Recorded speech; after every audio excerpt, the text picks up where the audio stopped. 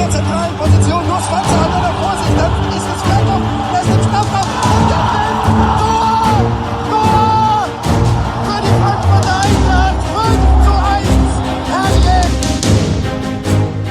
Just a thought of my Eintracht Frankfurt, the club I used to play for in Germany, to play in a Supercup. It used to be a dream. The dream was reality yesterday after Eintracht won the Europa League and celebrated, and one of the biggest, or the biggest thing that happened, I guess, in their club's history, they played Real Madrid in Helsinki. After 1-6 against Bayern, I mean, I think some fans were worried how they will cope, how they will do, but as the game came, I think Eintracht Frankfurt did well. I will talk more about the performance of Real Madrid, of course, but Kamada, it can always say if, but Kamada, this big chance at the beginning of the game, Courtois, guess the best keeper in the world right now, saved it and kind of invited Kamada to shoot in that corner. So sometimes it is like the goalkeeper dictates someone when they go into finishing. So this mind game between attacker, the finisher, and the goalkeeper, I've been there, seen it all my football career, but Courtois got the win. And I think Eintracht did well, especially in the first half, because they somehow managed to get that spaces in midfield. They played them in between the defense line of Real Madrid and the midfield. And the midfield of Real Madrid being Toni Kroos and Modric, I mean, they put a lot of mileage down, of course, as well. But still, sometimes they could be vulnerable if Eintracht played as they did in some stages in the first half. And then, of course, there was a big chance, Vinicius, with a great shot and a great save from Kevin Trapp. But at the corner, Kevin Trapp didn't look that good, or the defense of of Eintracht looking so good. After some duels in there, it ended up with Trapp kind of not sure where he's going, and he leaves the line and he goes out of his goal, and Casemiro can just head the ball back to David Alaba. David Alaba, who got his 31st title ever, which is amazing, of course.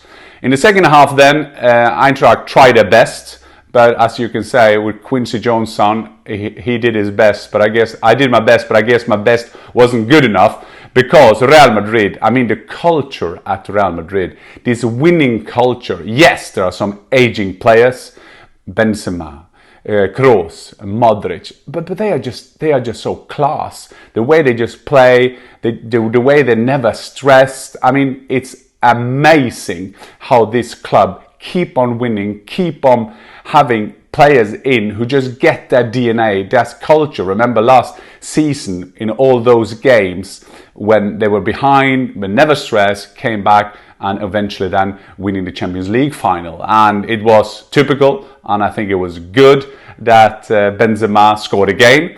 Again, Kevin Trapp, I'm a big fan of Kevin Trapp, didn't look that good. Maybe it was taken on the wrong foot, but that was 2-0 for Real Madrid. And Ancelotti kind of took up an eyebrow. That is his biggest celebration. And Ancelotti being the coach who's winning titles for fun as his players, of course. I was at the Austrian TV last night, and I started a discussion about saying because of David Alaba now winning 31 titles and playing for big clubs like Bayern Munich and Real Madrid, he is the greatest sportsman of all time in Austria.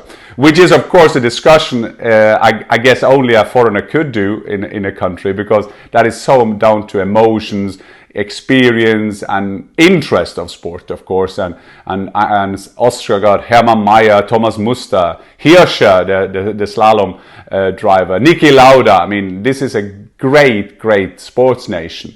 But I think that when David Alaba winning all those titles in the biggest sport in the world, for the biggest clubs in the world, he is up there and maybe the biggest sportsman of all time in Austria. So Eintracht Frankfurt, this was the reward for a great season in the last campaign. And Olivier Glasner, he put more or less the same team out there. Kostic, who is now on his way to Juventus, didn't play. But still, it was more or less the same team. I like that. So did Real Madrid. I like that the guys who kind of brought you to this Super Cup will get the reward and play that final. Eintracht Frankfurt now on Saturday going up against Hertha Berlin. They played 3 games this season already.